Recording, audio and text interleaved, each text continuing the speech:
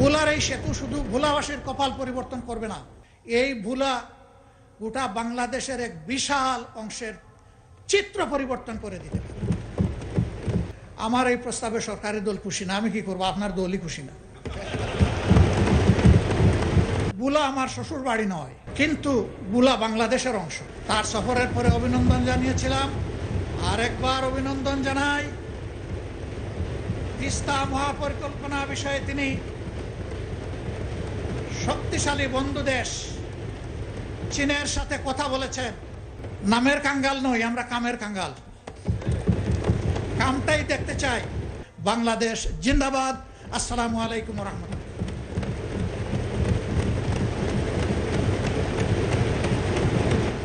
শুরু থেকে এ পর্যন্ত যে সমস্ত সম্মানিত সদস্যবৃন্দ আলোচনায় অংশগ্রহণ করেছেন, আমি তাদের সকলকে অন্তরের অন্তঃস্থল থেকে ধন্যবাদ জ্ঞাপন করছি। সকলেই তাদের বিবেচনাবোধের জায়গা এবং জ্ঞান থেকে এই আলোচনায় অংশগ্রহণ করেছেন। আমি এই ধারণা পোষণ করতে চাই, দেশ, সমাজ, জাতি এবং দিনের কল্যাণেই তারা তাদের আলোচনা রেখেছেন। এটি ঠিক যে সকলের চিন্তাধারা একই ধরনের হবে না, সরকারি দলেও না, বিরোধী দলেও না। চিন্তা একই ধরনের হলে এত লোকের বক্তৃতার প্রয়োজন হতো না, এত সময় খরচ করতে হতো না।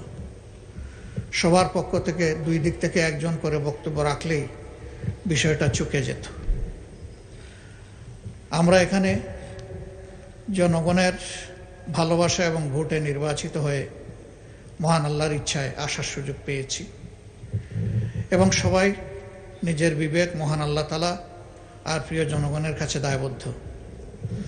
এই দায়বদ্ধতার জায়গা থেকেই আমরা আমাদের বক্তব্য রেখে থাকি। বাজেট সেশন বছরের সবচেয়ে গুরুত্বপূর্ণ সেশন। এর ভিত্তির উপর পুরা বছরটি কেমন যাবে তাই নির্ভরশীল। আমি বিশ্বাস করি সকল সদস্যই সেদিকে খেয়াল রেখে তারা বক্তব্য উপস্থাপন করেছেন। আমি আমার বক্তব্যের সূচনায় গভীর শ্রদ্ধা প্রদর্শন করছি এবং তাদের জন্য মাগফিরাত কামনা করছি। মরহুম প্রেসিডেন্ট জিয়াউর রহমান, আল্লাহ তাকে শহীদ হিসাবে কবুল করুন। মৌলানা আব্দুল হামিদ খান ভাসানী, যার অসামান্য অবদান রয়েছে জাতির জন্যে। জেনারেল আতাউল গনি উসমানী, যিনি মুক্তিযুদ্ধে সফল নেতৃত্ব দিয়েছেন। স্বাধীনতার পতাকা উত্তোলনকারী আসম আব্দুর রব, যিনি সাহসী যুবক হিসাবে সেদিন গর্জন করেছিলেন। সকল শহীদ এবং জীবিত মুক্তিযোদ্ধা, 90-এর গণ আন্দোলনের শহীদ, 28 অক্টোবরের শহীদ, পিলকানা হত্যাকাণ্ডের শহীদ, শাপলা চত্বরের শহীদ, 17.5 বছর ফ্যাসিবাদী শাসনের বিরুদ্ধে লড়াই করতে গিয়ে যে সমস্ত লোক শহীদ হয়েছেন, বিশেষ করে আমার প্রিয় দলের সম্মানিত সিনিয়র নেতৃবৃন্দ। আমরা একটি কষ্টে ভোগা দল। আমাদের 1-2 করে 11 জনকে আমাদের বুক থেকে ছিনিয়ে নেওয়া হয়েছে। 12 নম্বর জন এখানে জীবিত আছেন, বাকি সকলেই দুনিয়া থেকে বিদায় নিয়েছেন। আল্লাহ তাআলা তাদের সকলকে শহীদের যথাযথ মর্যাদা দান করুন। তাদের দুঃখী পরিবারের প্রতিও আমি গভীর সমবেদনা জানাচ্ছি। সেই সাথে 24-এর গণ অভ্যুত্থানের সকল শহীদ, আহত এবং পঙ্গু এবং ফ্যাসিবাদী আমলে গুম হওয়া সকল পরিবার, ব্যক্তি, তাদের সকলের প্রতি আমি গভীর শ্রদ্ধা এবং সমবেদনা জ্ঞাপন করছি। পিলখানায় নির্মমভাবে যাদেরকে হত্যা করা হয়েছে, জাতির শৌর্যবীর্যের জায়গায় মূলত আঘাত দেওয়া হয়েছে। আমি তাদেরকেও গভীর শ্রদ্ধায় স্মরণ করছি এবং আল্লাহ তাআলার দরবারে তাদের শাহাদত কবুল হওয়ার জন্য দোয়া করছি। সীমাহীন ত্যাগের মধ্য দিয়ে আজকের এই পার্লামেন্ট গঠিত হয়েছে। Edimacore Best AI Avatar Video Generator. Over 120 AI avatars and 50 animal images for you to pick from. Simply pick an avatar. Type in your text. And instantly create AI-powered videos. Food?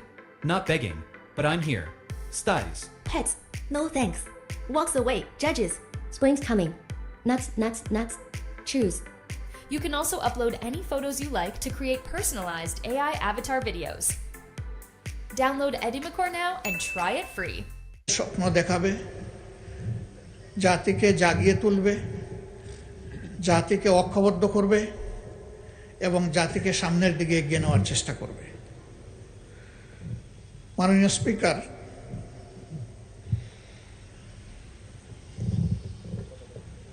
আমরা এই budget অধিবেশনে budget বড় না ছোট, বাস্তবায়নযোগ্য বা তার সামনে challenge আছে, এর সংখ্যাতাত্ত্বিক অনেক বিশ্লেষণ আমরা করেছি। আমি ওই দিকে খুব একটা যেতে চাই না, কারণ এই ব্যাপারে বিস্তারিত আলোচনা হয়েছে। এই সংসদে আজকে আমরা যারা আছি, একসময় আমরা একদিকেই বসতাম,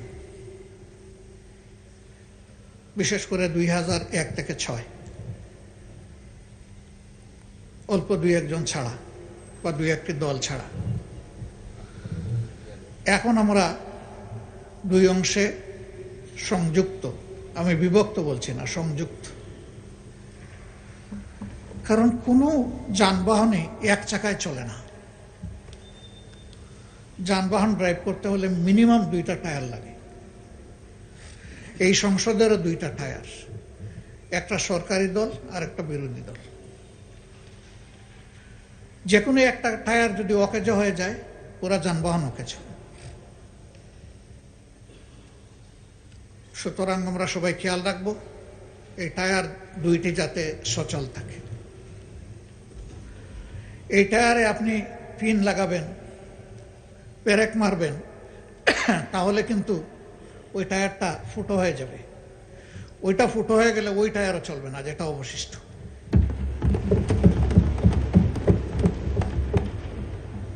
একটা চমৎকার টেন্ডেন্সি আমি লক্ষ্য করেছি।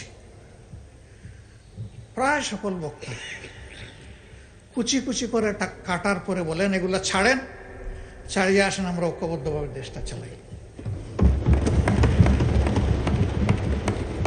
ওই কুচি কুচি করার যন্ত্রটা আসেন আমরা ফেলে দিই।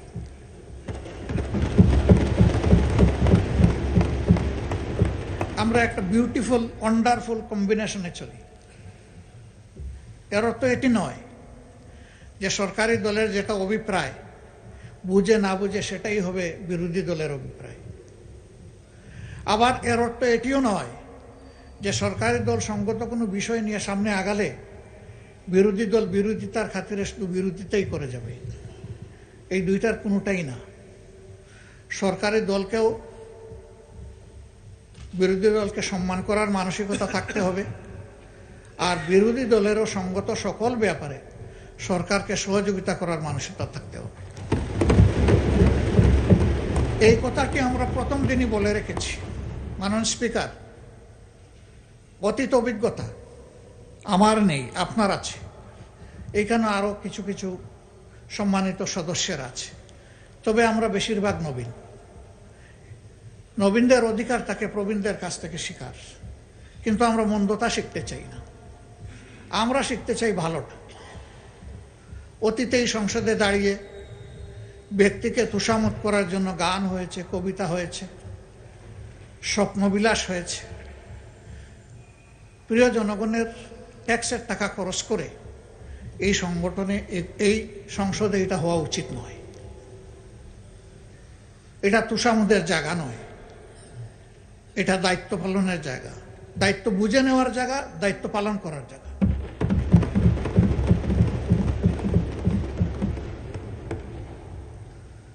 অনেক সময় ব্যক্তিকে খুশি করতে গিয়ে অন্যকে আবার বেশি করে আমরা আঘাত করে ফেলি।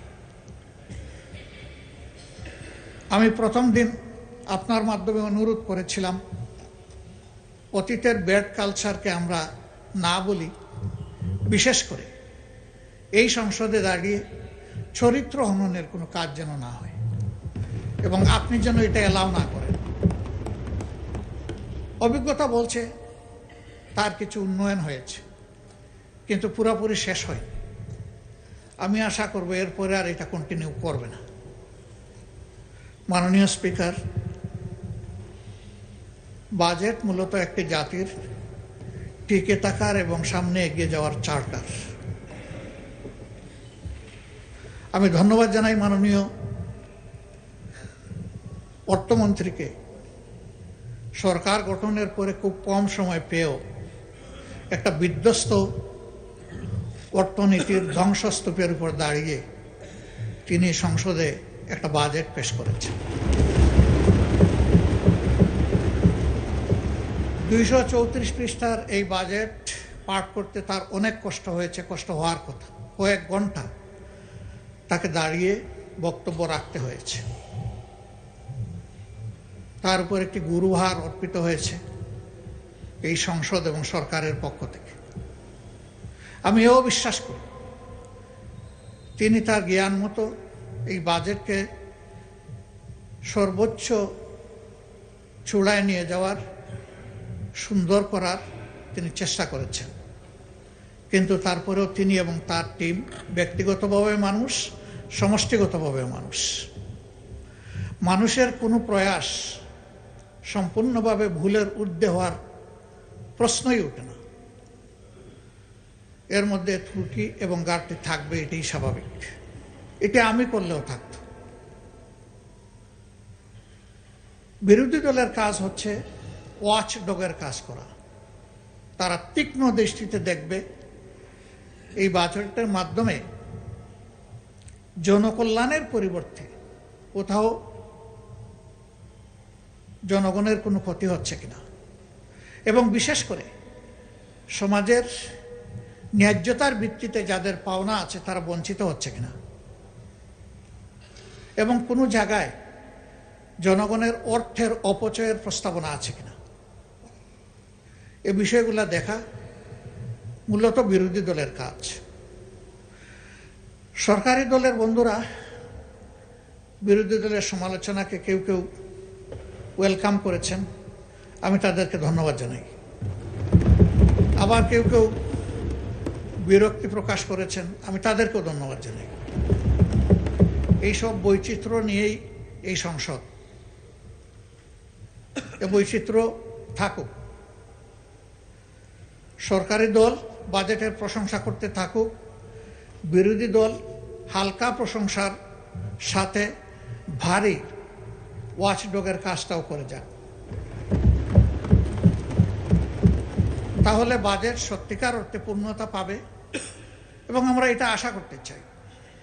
বিরোধী দলের পক্ষ থেকে, এমনকি সরকারি দলের পক্ষ থেকেও কিছু কিছু বিষয়ে কিছু প্রস্তাবনা এসেছে, এবং আমি বেশ কিছু প্রস্তাবনাকে একান্তভাবে যৌক্তিক মনে করি।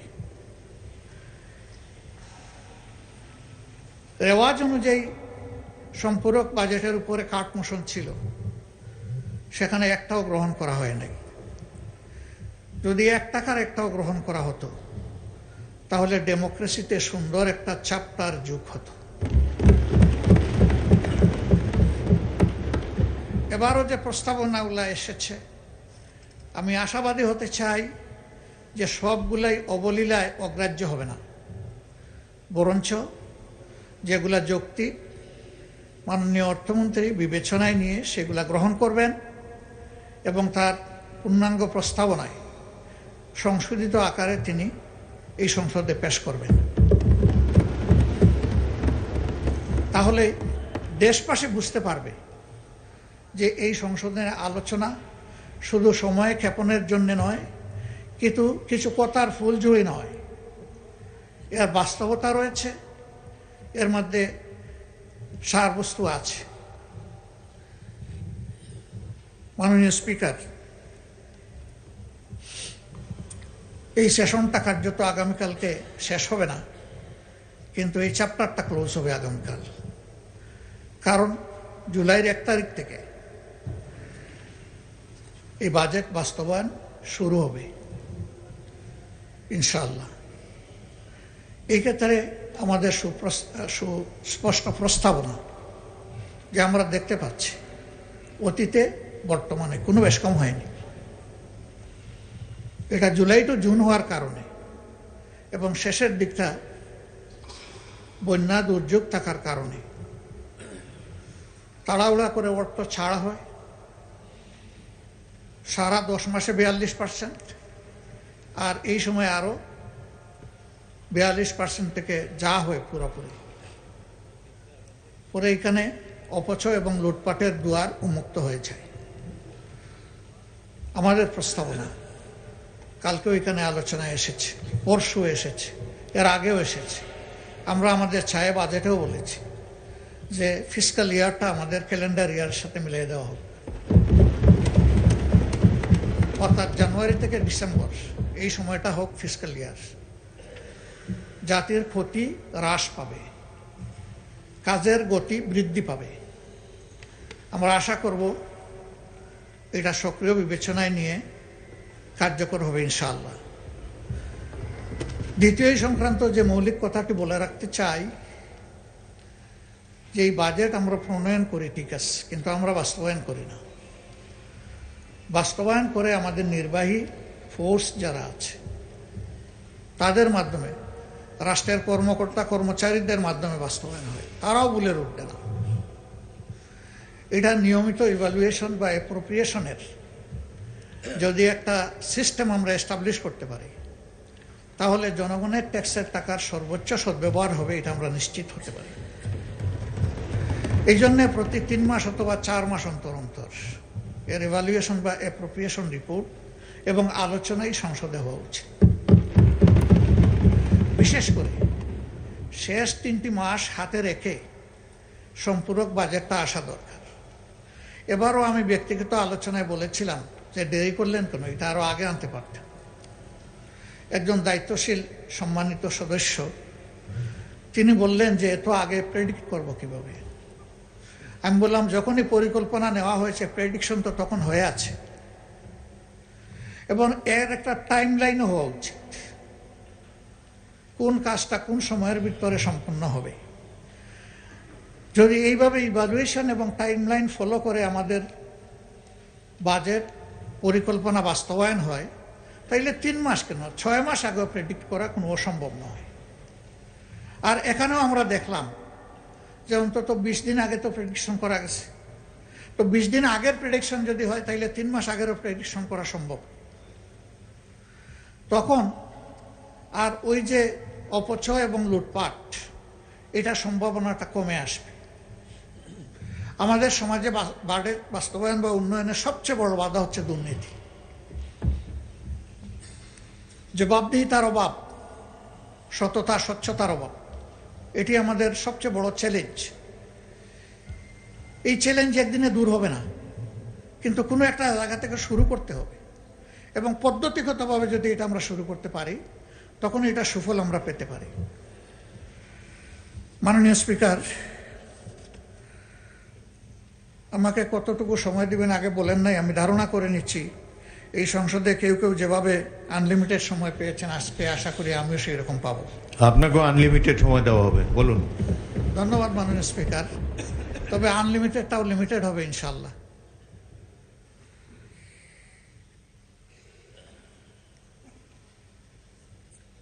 মাননীয় স্পিকার, আমি সব খাতওয়ারি বিষয়গুলো এখানে আনবো না। যে বিষয়গুলোকে আমি সবচেয়ে বেশি গুরুত্বপূর্ণ মনে করি সেই বিষয়গুলো এখানে আনতে চাই। বাজেট দেশের জনগণের জন্য, এখানে সকল জাতি গোষ্ঠী অঞ্চল সমন্বিত হবে, সম্পৃক্ত থাকবে। তবে একটা ইনসাফ ভিত্তিক বাজেট তখনই হবে যখন সমাজের পিছিয়ে পড়া অংশ এবং অঞ্চলকে অধিক গুরুত্ব দিয়ে বাজেটে সম্পৃক্ত করা হবে, এবং এই বাজেটের সুফল যখন সবাই পাবে, কেউ এর সুফল থেকে বঞ্চিত হবে না। এই বাজেটে আমরা লক্ষ্য করেছি তার ব্যতিক্রম আছে। সেই ব্যতিক্রমটা নিয়ে অনেকেই কথা বলেছেন, আমিও আবার কথা বলছি। শিক্ষা জাতির মেরুদণ্ড। আমাদের শিক্ষা ব্যবস্থা ভালো নেই। বিভিন্ন ধরনের অনিয়ম অপকর্মের কারণে এটা বিশ্বের মিনিমাম স্ট্যান্ডার্ড আমাদের দেশ মেনটেন করতে পারে না। 18 কোটি মানুষের দেশে এতগুলা পাবলিক বিশ্ববিদ্যালয়, এতগুলা প্রাইভেট বিশ্ববিদ্যালয়, কিন্তু বিশ্ব র্যাঙ্কিংকে গুরুত্বপূর্ণ জায়গায় আমরা এখনো জায়গা করে নিতে পারিনি, বরঞ্চ দিন দিন আমরা পিছিয়ে যাচ্ছি। এর মূল কারণ এই শিক্ষা প্রতিষ্ঠানগুলো নিয়ে আমাদের কোনো নির্দিষ্ট ভিশন নেই এবং সেই জায়গায় দক্ষতা বৃদ্ধির এবং দক্ষ লোকের সম্মান করার কোনো জায়গা নেই। বরাবরই রাজনৈতিক আনুগত্যকে প্রাধান্য দেওয়ার কারণে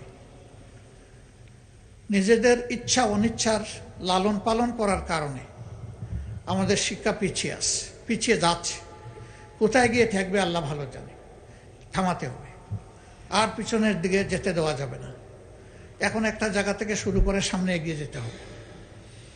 সেই শিক্ষা আমাদের দেশে বহুমাত্রিক। এখানে সাধারণ শিক্ষা আছে, কেজি থেকে শুরু করে বিশ্ববিদ্যালয় পর্যন্ত। আবার এখানে মাদ্রাসা শিক্ষা আছে। মাদ্রাসায় আবার 2টি মৌলিক ধারা আছে, একটি আলিয়া মাদ্রাসা আর একটি কৌমি মাদ্রাসা। আলিয়া মাদ্রাসা সরকারি কনসিডারেশনে যেটুকুই হোক আছে, কিন্তু বিশাল একটা অংশ কৌমি মাদ্রাসা যারা, তাদের কোনো কনসিডারেশন এই বাজেটে নেই। অথচ সরকারের ট্রেজারিতে তারাও তো ট্যাক্স দিচ্ছে। প্রত্যেকটি নাগরিক কিন্তু পরোক্ষ এবং প্রত্যক্ষ কর পরিশোধ করে থাকে, তো তাদের তো হক আছে, তাহলে তারা কেন উপেক্ষিত হবে? হ্যাঁ, এখানে তাদের কিছু আশঙ্কা আছে। তাদের আশঙ্কা হলো সরকারি দান সুবিধা যদি গ্রহণ করা হয় তাহলে এই শিক্ষা ব্যবস্থার উপরেও সরকার ইচ্ছামতো নিয়ন্ত্রণ আরোপ করবে।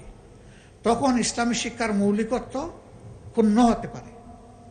যদি তাদের সম্মিলিত যে সংস্থা আছে হায়াতুল উলিয়া, তাদের সাথে বসে তাদেরকে নিশ্চয়তা দেওয়া যায় যে আপনাদের পরামর্শ মোতাবেকই এগুলা পরিচালিত হবে, আমরা জোর করে কিছুই চাপাবো না। রাষ্ট্রের ট্রেজারিতে আপনাদের হক আছে, আপনাদের হক আপনাদের হাতে তুলে দেওয়া আমাদের দায়িত্ব, আমাদেরকে এই সুযোগ আপনারা সৃষ্টি করে দেন। তখন একটা রাস্তা বের হবে। আমি মনে করি তাদেরকে এই বাজেটে ইনক্লুড করা উচিত। এখন মেকানিজম কি হবে, সরকার এটা বের করে নেবে। এই ক্ষেত্রে যদি আমাদের কোনো সহযোগিতা লাগে আমরা প্রস্তুত। আমাদের সহযোগিতা ছাড়াই যদি সরকার একা সমাধান করে বলে ধন্যবাদ দেব, অসুবিধা নেই, কাজটা হওয়া দরকার। এরপরে আমরা লক্ষ্য করলাম প্রাইমারি স্কুলের প্যারালাল সংখ্যায় যাই হোক ইবতেদায়ী মাদ্রাসা আছে, সেই মাদ্রাসাগুলার কোনো অ্যাকোমোডেশন এখানে নাই, আমাদের বাজেটে নাই। তারাও শিক্ষায় কন্ট্রিবিউট করছে। আমি দাবি করব তাদেরকেও এর অন্তর্ভুক্ত করা। নন এমপিওভুক্ত যে সমস্ত শিক্ষা প্রতিষ্ঠান আছে ফ্যাসিস্ট আমলে, বাস্তবতা থাকা সত্ত্বেও অনেক প্রতিষ্ঠান এমপিওভুক্ত হয়নি। এটা ঠিক যে এই ধরনের বেশ কিছু প্রতিষ্ঠান থাকতেও পারে যাদের কোনো ন্যূনতম মান নেই, দেওয়ার মতো অবস্থা নেই।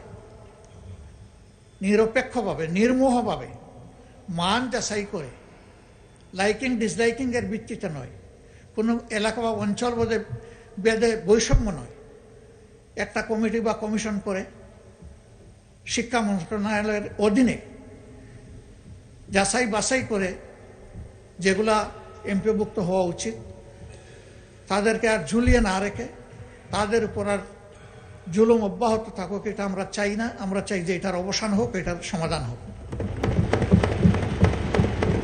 শিক্ষা জাতির প্রতি কোনো অনুগ্রহ নয়, একটি জাতির অধিকার। এই অধিকার দেওয়ার দায়িত্ব হলো রাষ্ট্র বা সরকারের। প্রত্যেক দেশে, উন্নত দেশেও শিক্ষার 2টি পথ রয়েছে, একটি সরকারি, একটি বেসরকারি। বেসরকারিতে তারা যাবে, সরকারির চাইতে যারা উন্নত শিক্ষা আছে বলে মনে করে, যাদের অর্থ আছে, অ্যাফোর্ডেবিলিটি আছে, তারা যাক, অসুবিধা নেই। কিন্তু যে জনগণ সরকারি শিক্ষাটা নিতে চায় তাদেরকে মানসম্মত শিক্ষা নিশ্চিত করা হচ্ছে সরকারের কাজ। এই ক্ষেত্রে অবশ্যই পুরা শিক্ষাটাই সরকারিকরণ হওয়ার দাবি রাখে। এই বিষয়টাও আমি সরকারকে বিবেচনায় নেওয়ার জন্য অনুরোধ করব। তবে হ্যাঁ, এবারকার বাজেটে এটা কতটুকু সম্ভব হবে এটা তারা বিবেচনা করে দেখবেন। 5 বছরের জন্যই পার্লামেন্ট এবং সরকার গঠিত হয়েছে। আমরা আশা করি যে 5 বছর এটা কন্টিনিউ করবে। এর একটা স্বল্প, মধ্য এবং দীর্ঘমেয়াদী পরিকল্পনা থাকা দরকার। জাতিকে আশ্বস্ত করা দরকার যে আমরা এইভাবে আগাতে চাচ্ছি। জাতির সামনে বিষয়টা স্পষ্ট করা দরকার। মাননীয় স্পিকার, শিক্ষায় অনগ্রসর একটা জনগোষ্ঠী আছে, তারা আমাদের অংশ, তারা এই দেশের নাগরিক। তাদের একটা অংশ বা বড় অংশ পাহাড় অঞ্চলে বসবাস করে। যোগাযোগে, স্বাস্থ্যসেবায়, শিক্ষায় এই 3টা মৌলিক বিষয়ে তারা অনেক পিছিয়ে, এবং অনেক পিছিয়ে থাকার কারণেই পাহাড়ে অনবরত অস্থিরতা লেগেই আছে। তাদেরকে আস্থায় আনতে হবে, ন্যায্যতার ভিত্তিতে তাদের প্রাপ্য তাদের হাতে তুলে দিতে হবে, অতীতের বঞ্চনা সহ তাদের হাতে তুলে দিতে হবে। যদি এইভাবে তাদেরকে আমরা মূল ধারায় ফিরিয়ে আনতে পারি, আমরা আশা করি সেখানে দেশপ্রেমিক সেনাবাহিনীর আর কোনো সদস্যকে নিহত হতে হবে না। তারা তখন বিশ্বাস করতে শুরু করবে যে এই দেশ আমাদের সকলের, এই দেশকে বাঁচানোর দায়িত্ব, এগিয়ে নেওয়ার দায়িত্ব আমাদের সকলের। আমরা এই বিষয়েও আমি বিশেষভাবে দৃষ্টি আকর্ষণ করছি। বিশ্ববিদ্যালয়গুলো আমার প্রিয় দেশে কোনো মানে আসলো না, আসবে কিভাবে? বিশ্ববিদ্যালয়ে সেই রকম মানসম্মত কোনো গবেষণা নেই, গবেষণার জন্য পর্যাপ্ত ফান্ডও নেই, লজিস্টিকও নেই, এবং আমার ধারণা মন মানসিকতাও নেই। ইচ্ছা থাকলে তো একটা উপায় বের হয়। শিশু কান্না করলে তো মা কিছু দুধ দেয়। আমাদের বিশ্ববিদ্যালয়গুলা যদি রিসার্চ বেস না হয়, তাহলে চিরজীবনে আমরা একটা আমদানি নির্ভর জাতি হিসাবে থেকে যাব। আমরা যে সমস্ত ক্যাপিটাল মেশিনারি, লজিস্টিক এবং আমাদের প্রয়োজনীয় পণ্য বিদেশ থেকে আমদানি করে থাকি, তাকে আমদানি করতে থাকবো আর শুধু খুঁজতে থাকবো যে কোন দেশ থেকে ভালো আমদানি করা যাবে, নাকি একদিন আমরাও রফতানি করার জন্য এই পণ্যগুলা তৈরি হব? জাতিকে যদি এই ক্ষেত্রে তৈরি করতে হয়, অবশ্যই বিশ্ববিদ্যালয়গুলোকে গবেষণা কেন্দ্রে পরিণত করতে হবে। এবং আমি অনুরোধ করব, শিক্ষায় যে ফান্ড দিয়েছেন, যদি আরো সম্ভব হয় আরো ফান্ড দিয়ে, স্পেশাল অ্যালোকেশন দিয়ে অন্তত 5-7টা ইউনিভার্সিটিকে স্পেশালি ডেজিগনেট করা দরকার, স্পেশাল অ্যাসাইনমেন্ট দরকার যে আমাদের জাতি আপনাদের কাছ থেকে এটি চায়। এই বাজেটকে আমি বড় বলবো না, ছোটও বলবো না, মধ্যমও বলবো না। আমি বলবো জাতির প্রয়োজনে যা দরকার সেই রকম বাজেটে নিতে হবে। আমি এটাও বিশ্বাস করি, রেভিনিউ আহরণে আমাদের যে আশঙ্কা, অতীত অভিজ্ঞতার আলোকে সরকার নিজে যদি সৎ হয় এবং সদিচ্ছা থাকে, তাহলে যে রেভিনিউ টার্গেট এখানে আমরা ফোকাস করেছি, তার চাইতে বেশি রেভিনিউ আহরণ করা সম্ভব। তবে 3টা বিষয়ের দিকে খেয়াল রাখতে হবে। এই সমস্ত ব্যবসায়ীরা আরো বেশি ট্যাক্স দিতে তারা আগ্রহী হবে। সেই সাথে এই ব্যবসায়ীরা যখন দেখবেন যে তাদের ব্যবসা যদি কখনো ঝুঁকিতে পড়ে, তখন সরকার এবং দেশ এসে তাদের পাশে দাঁড়ায়। এই আস্থা যদি তাদের মধ্যে তৈরি হয় যে ট্যাক্স শুধু 1 ওয়ে টানেল নয়, এটা 2 ওয়ে টানেল, আমি দিব আর বিপদে পড়লেও আমি পাবো, সেই রকম আস্থার পরিবেশ যদি সৃষ্টি করা যায়, সকল দেশের ব্যবসায়ীরা, উন্নত দেশের ব্যবসায়ীরা যেভাবে এই ট্যাক্স দিয়ে থাকেন, আমাদের ব্যবসায়ীরা সেটা দিবেন বলে আমি বিশ্বাস করি। যাদের সাথে এই কথা হয়েছে, তারা বলেছে যে আপনারা কাট মোশন করে ওই 2টা ছাঁটাই করে দেন, 2 নম্বর আর 3 নম্বর, দেখবেন আমরা ট্যাক্স দেই কিনা। ব্যবসায়ীদের মধ্যে সকলের উদ্দেশ্য সমান নয়, এর মধ্যে বেশিরভাগ ব্যবসায়ী সৎ, তারা সততার সাথে বাঁচতে চান, কিন্তু তাদেরকে বাধ্য করা হয় অসৎ হতে। আর কিছু আছে মজ্জাগতভাবে অসৎ, ওরা সব সময় সব জায়গায় লুণ্ঠন এবং ডাকাতির মানসিকতা নিয়েই তারা থাকে। এদের সংখ্যা বেশি নয়, তাদের নামের তালিকাও দীর্ঘ নয়, কিন্তু এই 5-7 জনের হাতেই গত 15টা বছর দেশ লুণ্ঠিত হয়েছে। আমরা বিস্মিত, এদেরকে আমরা সবাই চিনি, কিন্তু তাদের সাথে আমরা কেউ কেউ আবার গলাগলিও করি। আজকে বাজেট ঘাটতি খুব বেশি নয়, আমরা সবাই বলছি আমাদের 28 লক্ষ কোটি টাকা 15.5 বছরে বিদেশে লন্ডার করা হয়েছে, পাচার করা হয়েছে। সেই পাচার করা অর্থ কিভাবে ফিরিয়ে আনা হবে এই বাজেটে তার কোনো গাইডলাইন নাই, কোনো প্রস্তাবনা নাই। ওই পাচারকৃত অর্থের 9 ভাগের 1 ভাগ 26-27 অর্থ বছরে যদি আমরা ফিরিয়ে আনতে পারি, যদি সেই উদ্যোগ নেওয়া হয়, তাহলে আমাদের কোনো বাজেট ঘাটতি থাকবে না। এ টাকা আমাদের, এ টাকা জনগণের। এই টাকা ডাকাতি চুরি করে লুণ্ঠন করে নিয়ে যাওয়া হয়েছে। জনগণের সম্পদ জনগণকে ফিরিয়ে দিতে হবে, আর সম্পদের সাথে কালপ্রিটদেরকে ফিরিয়ে আনতে হবে। শুধু সম্পদ আসলো, কালপ্রিটরা থেকে গেল, তাহলে কিন্তু সঠিক শিক্ষা হবে না। ওদেরকেও ফিরিয়ে এনে শাস্তির মুখোমুখি করতে হবে, তাহলে বাকি আর কেউ কালো হাত জনগণের সম্পদের দিকে বাড়ানোর আর সাহস করবে না। আর এই বিষয়টা যদি উপেক্ষা করা হয়, তাহলে আগামীতে এর চাইতে বড় ডাকাত তৈরি হবে, এবং এরা ধরে নেবে যে এই নিয়ে মিডিয়ায়, সংসদে একটু চিল্লাচিল্লি হবে, কথাবার্তা হবে, তারপরে সব মালিশ, আর কিছুই থাকবে না। এখানে আমরা দৃশ্যমান কার্যকর পদক্ষেপ দেখতে চাই। এর জন্য সংশ্লিষ্ট দেশসমূহের সাথে MOU চুক্তি যা করতে হয়, আইনগত সকল পথ খুলেই আগাতে হবে, কিন্তু এই গতিটা যেন হরিণের গতি হয়, কচ্ছপের গতি না হয়। কারণ এই সম্পদ যত তাড়াতাড়ি ফিরে আসবে, রাষ্ট্র তত বেশি উপকৃত হবে, আমাদের বঞ্চনা দূর হবে। এই ব্যাপারে বিরোধী দল হিসাবে আমরা যাদের সাথে বসেছি, বিদেশের যে সমস্ত ডেস্টিনেশনে আমাদের এই টাকাগুলো গিয়েছে, আমরা তাদের সাথে পরিষ্কার কথা বলেছি, এই টাকা আমাদের, আপনারা ফিরিয়ে দিতে সাহায্য করুন। আমাদের সরকার যদি উদ্যোগ নেয়, তাদেরকে আপনারা সহযোগিতা করুন। বিরোধী দল হিসাবে আরও যদি কিছু করার আমাদের থাকে বলবেন, সেটাও আমরা করব। আমরা দেশকে ভালোবাসি। সরকারি দল বিরোধী দল বড় কথা নয়। এখান থেকে অনেকেই বলেছেন যে আপনারা এত সমালোচনা করেন, একদিন তো আপনারা সাইড বদল করে এখানেও আসতে পারেন। আল্লাহ ভালো জানেন, তুতিল মুলকা মান তাশা ওয়া তানজিউল মুলকা মিম্মান তাশা। আল্লাহ ভালো জানেন ক্ষমতার পালা বদল কখন হবে, কারে দিয়ে হবে, কিভাবে হবে, তবে হবে, এটাই কথা।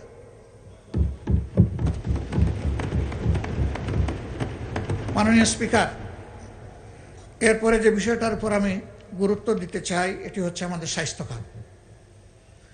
একটি জাতিকে এগিয়ে নিতে হলে শিক্ষার পরেই স্বাস্থ্যের জায়গা।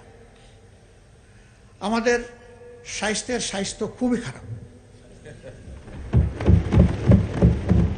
আপনি নিজেও এগুলা প্রত্যক্ষ করেছেন। অবশ্য আপনার বোধহয় সুযোগ কম হয়, কারণ আপনি তো CMH-এই ট্রিটমেন্ট নেন। এটা তো আপনাদের জন্য স্পেশালি ডেজিগনেটেড। আমরা সেখানে যেতে গেলে হয়তো আপনাদের দোয়া নিয়ে যেতে হবে। কিন্তু আমাদের দেশে পল্লী স্বাস্থ্যকেন্দ্র থেকে শুরু করে মেডিকেল বিশ্ববিদ্যালয় পর্যন্ত সর্বত্র একই চিত্র। ধারণ ক্ষমতার 3 গুণ রোগী টার্নওভার, আউটডোরে, ইনডোরে, সব জায়গায়। এমনকি লজ্জা লাগে যে মানুষ জীবন বাঁচানোর তাগিদে, সুস্থ হওয়ার আশায় স্বাস্থ্যকেন্দ্রে যায়, হাসপাতালে যায়, সেই মানুষগুলো মাটির মধ্যে মেঝেতে শুয়ে আছে। কি করবে? হাসপাতাল কর্তৃপক্ষের তো এত বেড নাই, আবার রোগীকেও মানবিক কারণে ফিরাই দিতে পারছে না। তার চিকিৎসা এখনই দরকার। এখানে নতুন কিছু পদক্ষেপের কথা বলা হয়েছে। আমার এই ক্ষেত্রে সুস্পষ্ট অনুরোধ, যদি অবকাঠামো কোনো জায়গায় দুর্বল থাকে আগে তা মেরামতের দিকে গুরুত্ব দেন। যদি লজিস্টিক্স সাপোর্টের শর্টেজ থাকে, যদি না অবশ্যই আছে, আগে সেইগুলা সংযুক্ত করেন। ম্যান পাওয়ার শর্টেজ আছে, আগে সেইটা দক্ষতার ভিত্তিতে পূরণ করেন। বিদ্যমান সেবা কেন্দ্র যেগুলো আছে, হসপিটাল যেগুলো আছে, এগুলাকে আগে মানে আনেন। আমি চিকিৎসা শাস্ত্রের একজন ক্ষুদ্র ছাত্র, বেশি দিন এই শাস্ত্রের সাথে থাকতে পারিনি, রাজনীতির ময়দানে চলে এসেছি, অল্প দিন সরকারি চাকরি করেছি। তারপরেও যা দেখি সমাজের একজন সাধারণ নাগরিক হিসেবে, আমাদের স্বাস্থ্য সেবার উন্নয়নের জন্য আমাদের কোনো ভীষণ আমার কাছে ধরা পড়ে না। আমাদের চিকিৎসক যারা আছেন ম্যাক্সিমাম ক্ষেত্রে কপি অ্যান্ড পেস্ট। আমরা বিদেশকে নকল করি, আমরা নিজেরা কোনো প্রযুক্তি উদ্ভাবন করি না। একই ক্রাইসিস এখানে, অথচ এটি হচ্ছে একটা শতভাগ ক্লিনিক্যাল ওরিয়েন্টেড শিক্ষা। এখানে বই মূল বিষয় নয়, এখানে পেশেন্ট মূল বিষয়। এই নিয়ে আমাদের কোনো ভীষণ আমার কাছে মনে হয় না। আমরা জোড়াতালি দিয়ে চলছি। এই স্বাস্থ্য ব্যবস্থাকে একটা ভিশনারি স্বাস্থ্য ব্যবস্থায় নিতে হবে এবং এটি সম্ভব। আমাদের মধ্যে প্রতিভার কোনো অভাব নেই, পরিবেশের অভাব। এই পরিবেশটা নিশ্চিত করা হোক, আমি দোয়া করি এবং আহ্বান জানাই। এখানে আবার আর একটা বৈষম্য আছে। আমাদের কিছু রেগুলেটরি সংস্থা আছে স্বাস্থ্যে, তারা ইন্সপেকশনে যান, ইভালুয়েশন করেন, খুব গুরুত্ব দিয়ে খুঁটে খুঁটে প্রাইভেট প্রতিষ্ঠানগুলোকে ধরেন, কিন্তু সরকারি প্রতিষ্ঠানগুলোও ওই রকম ইন্সপেকশন করা, ইভালুয়েট করা তাদের একই দায়িত্ব। সেখানে তারা এটা করেন না, সেখানে মহাপাপ করেও সবাই বহাল তবিয়তে থাকে, সেখানে কোনো ধরনের অ্যাকশন নেওয়া হয় না। এটা এখন নতুন না, ওই চলে আসতেছে ধারাবাহিক। ইনসাফ হচ্ছে, অপরাধ যেখানে, অপরাধ কন্ট্রোল করার দায়িত্ব সরকারের, সেখানে সমানভাবে দুইটাকে ট্রিট করতে হবে। এই দেশে সরকারি শিক্ষা ব্যবস্থায় বিদেশ থেকে ছাত্রছাত্রী আসার তেমন সুযোগ নেই, সার্কের একটু সুযোগ ছাড়া, এটাও খুব সীমিত। কিন্তু বেসরকারি মেডিকেল কলেজগুলোতে বিপুল সংখ্যক বিদেশি ছাত্রছাত্রী এখানে আসে। এর মাধ্যমে দেশের স্বাস্থ্য শিক্ষাকে যেমন এগিয়ে নেওয়ার সুযোগ রয়েছে, ঠিক তেমনিভাবে প্রচুর পরিমাণ রিমিটেন্স আর্ন করারও আমাদের সুযোগ রয়েছে। অতএব সমান তালে এই দুইটাকে যেন সার্ভিলেন্সে রাখা হয়, সেটাই হচ্ছে আমার দাবি। সম্প্রতি 8 দিন হসপিটাল নিয়ে এখানে কথা হয়েছে, অনেক কথা, আমি ওই সমস্ত তর্কে যাচ্ছি না। শুধু মানবিক একটা দল বিষয় সরকারকে বিবেচনায় নেওয়ার জন্য অনুরোধ করব। এই মেডিকেল কলেজটা, হাসপাতালটা একটা মেডিকেল কলেজের হাসপাতাল। এটার সাথে প্রায় 750 স্টুডেন্টের, মেডিকেল স্টুডেন্টের সম্পর্ক এবং প্রায় সমপরিমাণ নার্সের সম্পর্ক। এরা বই পড়ে ডাক্তার হতে পারবে না এবং কেবল বই পড়ে নার্সও হতে পারবে না। এদের রুগী লাগবে, হাসপাতাল লাগবে। তাদের কোনো বিকল্প অ্যারেঞ্জমেন্ট না করে এই হাসপাতাল যদি বন্ধ রাখা হয়, তাহলে এই ছাত্রছাত্রীদের ক্যারিয়ারের দায়িত্ব কে নেবে? অনুরূপভাবে বিদেশ থেকে পরবর্তীতে এই সমস্ত শিক্ষা প্রতিষ্ঠানে আর কোনো ছাত্রছাত্রী ভর্তি হওয়ার কোনো আগ্রহ রাখবে না, বলবে মাঝপথে আমরা ব্ল্যাক আউট হয়ে যাব। এই সিদ্ধান্তহীন, অস্থিতিশীল, অনিশ্চিত গন্তব্যে আমরা যাব না। তাতে কি দেশের লাভ হবে? এখানে যারা কর্মকর্তা কর্মচারী আছে, যারা মালিক পক্ষ আছে, সংগঠিত গঠনের জন্য আমরা সকলেই খুবই অনুতপ্ত, আমরা শোকাহত। সঠিক তদন্তের মাধ্যমে কারো দোষ প্রমাণিত হলে তার বিচার হোক, শাস্তি হোক, আমাদের কোনো আপত্তি নেই। কিন্তু প্রতিষ্ঠানের প্রয়োজনীয় সংস্কার যেটা দরকার সময় বেঁধে দিয়ে সেটা করে এই হসপিটাল অতি সত্বর খুলে না দিলে এই সমস্ত জিনিস হুমকিতে পড়বে। এটা ঠিক, হয়তোবা তাদের কোনো দুর্বলতার কারণে এই ঘটনা ঘটেছে, কিন্তু এটাও ঠিক যে এখান থেকে লক্ষ লক্ষ মানুষ সেবা পেয়েছে এবং তারা এমন কিছু সেবা রেভিনিউ এখানে দিতে পেরেছে। আমিও একটা প্রাইভেট প্রতিষ্ঠানের সাথে জড়িত, আমি বলছি আমিও এটা দিতে পারিনি, এর ধারে কাছেও আমি দিতে পারিনি। তাদের ভালোকেও অ্যাপ্রিসিয়েশন দেওয়া হোক, আর তাদের কোনো অপরাধ থাকলে সেটাকেও বিবেচনায় নেওয়া হোক, কিন্তু আমাদের পদক্ষেপটা হোক মানবিক এবং যৌক্তিক। আমি বিশেষ করে মেডিকেল স্টুডেন্ট এবং নার্সদের তাদের একাডেমিক ক্যারিয়ার এবং জীবন বাঁচানোর জন্য আমি সরকারকে এ বিষয়টা গুরুত্ব দিয়ে বিবেচনা করার জন্য অনুরোধ করব। মাননীয় স্পিকার, সময় তো আমি বেশি নিয়ে ফেলছি, আর অল্প সময়ে আমি শেষ করব ইনশাআল্লাহ। প্রবাসীরা আমাদের সমাজের অংশ। এই প্রবাসীদের নিয়ে এখানে আমরা 2.5 ঘন্টা আলোচনা করেছি। সরকারি দল, বিরোধী দল, খুবই প্লিজেন্ট আলোচনায় আমরা অংশগ্রহণ করেছি, কিন্তু এই বাজেটে প্রবাসীদেরকে আস্থায় আনা, সম্মানিত করার বিশেষ কোনো উদ্যোগ আমার কাছে আমি লক্ষ্য করিনি। সেই আলোচনায় আমরা একটা প্রস্তাব দিয়েছিলাম যে প্রবাসীরা সরকারি দলের নয়, বিরোধী দলের নয়, তারা বাংলাদেশের। এই সংসদ থেকে একটা বিশেষ কমিটি বা টাস্ক ফোর্স করা হোক, যারা এই বিষয়গুলা নিয়ে মুভ করবে, দেশে দেশে তাদের সমস্যাগুলা চিহ্নিত করে তার সমাধানের চেষ্টা করবে। আমাদের প্রবাসীরা বিদেশে যাওয়ার সময় তার যেটুকু যোগ্যতা আছে, এই যোগ্যতার সাথে যেটুকু সামর্থ্য আছে সব উজাড় করে দিয়ে বিদায় হয়। জায়গা জমি বিক্রি করে, ধার দেনা করে যায়, হালের বলদ বিক্রি করে, এগুলা করে তারা বিদেশে যায়। এই যেতে গিয়ে তারাও বিড়ম্বনার শিকার হয়। মালয়েশিয়া একটা গুড হাব, যেখানে আমাদের প্রায় 20 লক্ষ লোক থাকে। সেই জায়গায় অতীতে অনেক কেলেঙ্কারি হয়েছে। সেখানে একটা কোম্পানি করে, নুরউদ্দিন আমিন, সে একটা কোম্পানি করে একটা সিন্ডিকেশনের মাধ্যমে 85,000-এ যেখানে একজন শ্রমিক ভাই যাওয়ার কথা, সেখানে তার কাছ থেকে নেওয়া হয়েছে 6 লক্ষ 7 লক্ষ টাকা। এখনো সেইটা বহাল আছে। আমি এই গণতান্ত্রিক সরকারকে অনুরোধ করব, হাত দেন, ভেঙ্গে দেন সিন্ডিকেট, খুলে দেন দুয়ার, চলে যাক শ্রমিক মাত্র 85,000 টাকায়। যারা জেলের ভিতরে আছে তাদেরকে মুক্ত করার জন্য আমাদের মাননীয় প্রধানমন্ত্রী তার সফরে কথা বলেছেন, ধন্যবাদ। তারা মুক্ত হয়ে আসলে এবং যদি তারা সেখানে কাজ পায় আমরা খুব খুশি হব। এদের কোনো দোষ নাই, এরা বুঝে নাই কোনটা জালিয়াতি আর কোনটা সঠিক। দালালের খপ্পরে পড়ে তাদের ভাগ্যে আগুন জ্বলছে। এই দালালদেরকেও আইনের আওতায় আনেন, শাস্তির আওতায় আনেন। এই চেইনটা ভেঙে দেন, খান খান করে দেন। ওই চেইন রেখে মলম দিলে আমাদের কোনো লাভ হবে না, বারবার ফুসকা উঠতেই থাকবে। তাদের আরো অনেকগুলো সমস্যা আছে, আমি সেগুলার দিকে গেলাম না। আর মালয়েশিয়ায় শুধু প্রবলেম না, প্রবলেম সর্বত্র।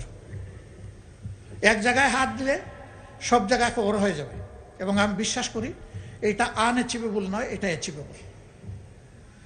এখানে দরকার সদিচ্ছা আর কঠোর পদক্ষেপ। আমরা সরকারের সাথে এই ব্যাপারে আছি।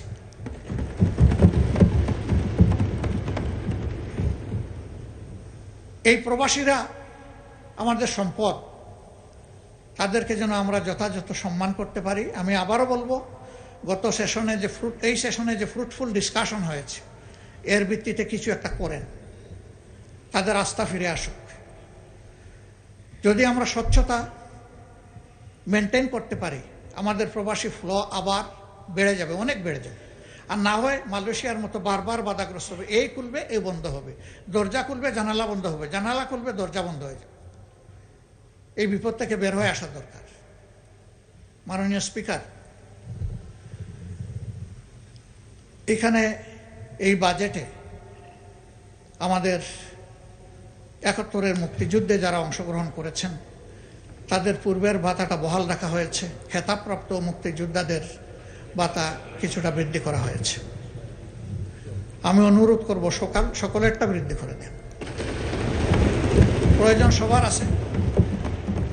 খেতাব যারা পেয়েছেন তাদেরকে তো জাতি আলাদা সম্মান করে, কিন্তু প্রয়োজনটা আছে সবার। এই জন্য সবাইকে এই জায়গায় সম্মানের জায়গায় আমরা নিয়ে আসি।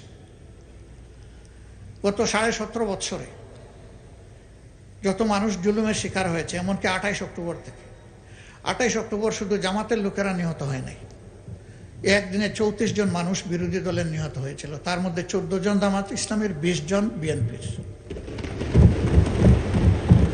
পল্টনের ঘটনাটা ছিল সবচাইতে লোমহর্ষক, হৃদয় বিদারক, অমানবিক, পাশবিক। এই জন্য এইটা রেকর্ডে গিয়েছে।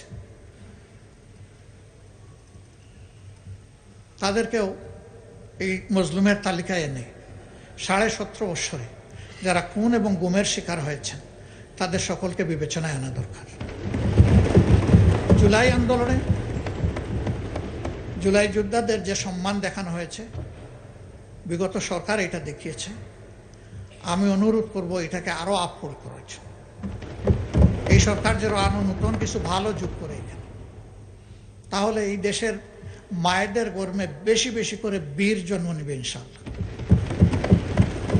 যখন বীর মাতারা দেখবেন তাদের সন্তানদেরকে সম্মান করা হচ্ছে, তখন এই দেশ বীরের দেশে পরিণত হবে। এর সর্বশেষ ভিকটিম হচ্ছে শরীফ ওসমান হাদি। আল্লাহর দরবারে তারও শাহাদত কামনা করছে। এই সবগুলার শুধু সামাজিক মূল্যায়ন নয়, বিচারিক মূল্যায়ন হতে হবে। সব কালপিটদেরকে, সে যত বড় যত উঁচু মাপের হোক, তাদেরকে বিচারের আওতায় আনতে হবে।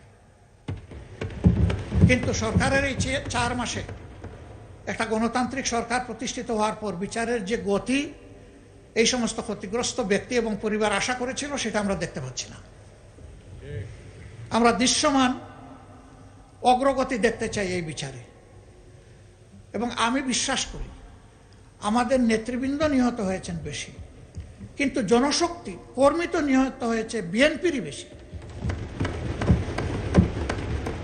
দল হিসাবে আপনাদের একটা দায়িত্ব আছে নিজ সহকর্মীদের উপর ইনসাফ করার। সরকার হিসাবে দায়িত্ব আছে সারা দেশবাসী মজলুমদের উপর ইনসাফ করার। সেই ইনসাফটা আপনারা নিশ্চিত করেন।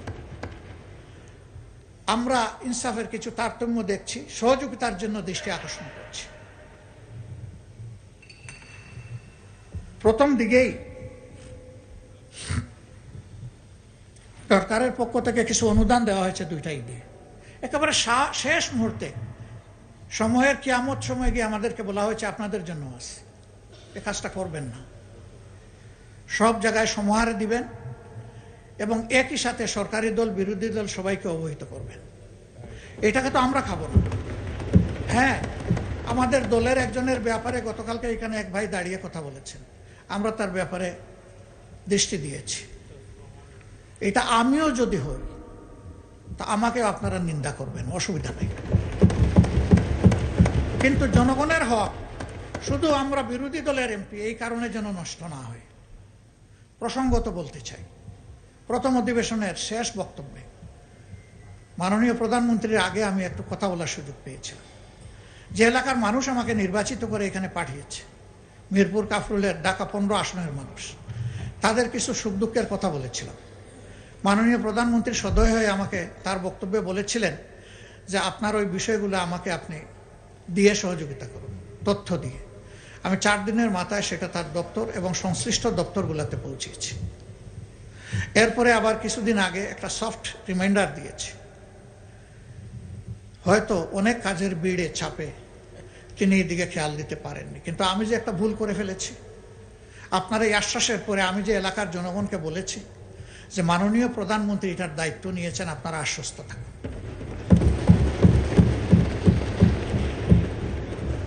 আমি মাননীয় প্রধানমন্ত্রীকে বলেছিলাম অবস্থাটা পানির জন্য কারবালার মতো, এক ফোঁটা পানি পান করার সুযোগ দিন।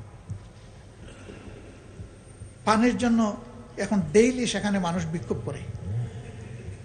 আবার কিছু অসাধু ব্যক্তি রাজনৈতিক যুগ সাজসে রাতের বেলা এরা পানির পাইপ কেটে বিভিন্ন জায়গায় তাদের পাওনাটা আদায় করে অবৈধ পাওনা আদায় করে সেখানে পানির অবৈধ সংযোগও দিচ্ছে। মাননীয় প্রধানমন্ত্রী, এখন আর এই এলাকা আমার থাকে নাই, দায়িত্ব আপনি নিয়েছেন, এখন এই এলাকা আপনার। বদনাম সুনাম যা হবে আপনার হবে, আমি কিন্তু ভার মুক্ত। আমি বলে দিয়েছি যে উনি দায়িত্ব নিয়েছেন, এখন আপনি কি করবেন সেটা আপনার ব্যাপার। আমি শুধু স্মরণ করাই দিলাম, এই একটি এলাকায় যদি প্রধানমন্ত্রীর কাছ থেকে বিরোধী দলের একজন ক্ষুদ্র সদস্য হিসাবে আমি ইনসাফ না পেয়ে থাকি, তাহলে সারা বাংলাদেশে বিরোধী দলের সদস্যরা কি পাচ্ছেন সেটা তো আমার আশা। তবে ধন্যবাদ জানাই মাননীয় স্থানীয় সরকার মন্ত্রীকে, তিনি সর্বশেষ একটা চিঠি, এটাও কিয়ামতের আগে দিয়েছেন, যে সকলের জন্য সমান এই আপনাদের এলাকার অ্যালটমেন্ট। আপনি যখনই দেন আপনাকে বিশেষ ধন্যবাদ, সমানভাবে দেওয়ার কারণে। এই সাম্যতাটাই চাচ্ছি, এইটাই মেনটেইন হোক সর্বক্ষেত্রে। মাননীয় স্পিকার, আমি সিলেটের মানুষ, একটা কথা সিলেটের ব্যাপারে বলতে হয়। সিলেট, উনি আবার হাফ সিলেটি, কাজে এখানে আমরা 1.5 জন, 1+0.5। ঢাকা সিলেট যে মহাসড়ক 6 লেনের কাজ শুরু হয়েছে ফ্যাসিস্ট সরকারের আমলে, কিন্তু এটা দেখে মনে হচ্ছে এটা বোধহয় আগ্রার তাজমহল জাতীয় কিছু হবে। কত বছর লাগবে আমরা জানি না। গুইসাপের মতো হাঁটি হাঁটি এটার কাজ চলছে। প্রধানমন্ত্রী নিজেও কিন্তু এটা এক্সপেরিয়েন্স করেছেন, তাকে ধন্যবাদ। কারণ ওই রাস্তা দিয়ে চলতে গেলে বঙ্গোপসাগরে যাওয়ার দরকার নাই, ঢেউ দেখতে গেলে ওখানেই যাওয়া যথেষ্ট। এর একটা অবসান চাই সিলেটবাসী। আমি আপনার মাধ্যমে দৃষ্টি আকর্ষণ করলাম। যোগাযোগ মন্ত্রী মহোদয় আছেন, মন খারাপ করবেন না, আপনাকে সাহায্য করার জন্য বলেছি। দক্ষিণ পশ্চিমাঞ্চল, যশোর, খুলনা এবং সাতক্ষীরা, এই 3টা জেলার বিস্তীর্ণ এলাকা ওয়াটার লকড হয়ে আছে দীর্ঘদিন ধরে, এর কোনো সমাধান নাই। ফলে কৃষক, কৃষি সব কিছু হুমকিতে পড়েছে, এমনকি শিল্পও হুমকিতে পড়েছে। আমি অনুরোধ করব অগ্রাধিকারের ভিত্তিতে এই বিষয়টার প্রতি নজর দিন। তাদের অধিকার রয়েছে বাংলাদেশের অন্যান্য সকল জায়গার যোগাযোগ ব্যবস্থার যে সুবিধা তারা পেয়ে আসছেন, ভোলা এখন এটা পেতে চায়, এটা পাওয়া তাদের অধিকার। ভোলার এই সেতু শুধু ভোলাবাসীর কপাল পরিবর্তন করবে না, আল্লাহ তাআলা ভোলায় যে অপার সম্ভাবনা রেখেছেন, এই ভোলা গোটা বাংলাদেশের এক বিশাল অংশের চিত্র পরিবর্তন করে দিতে পারে। এই জন্য আমাদের নিয়ামতের খনি এই ভোলা যেন আর উপেক্ষিত না থাকে। এই ভোলার সেতুটা আসলেই এটি একটা সম্ভাবনার স্বপ্ন। এই সেতু বাস্তবায়ন হোক। আমার এই প্রস্তাবে সরকারি দল খুশি না, আমি কি করবো, আপনার দলই খুশি না। ওই তারা তো সেরকম উষ্ণ অভিনন্দন জানালেন না। মাননীয় স্পিকার, আমি আরো আপনাকে আশ্বস্ত করছি, ভোলা আমার শ্বশুর বাড়ি নয়।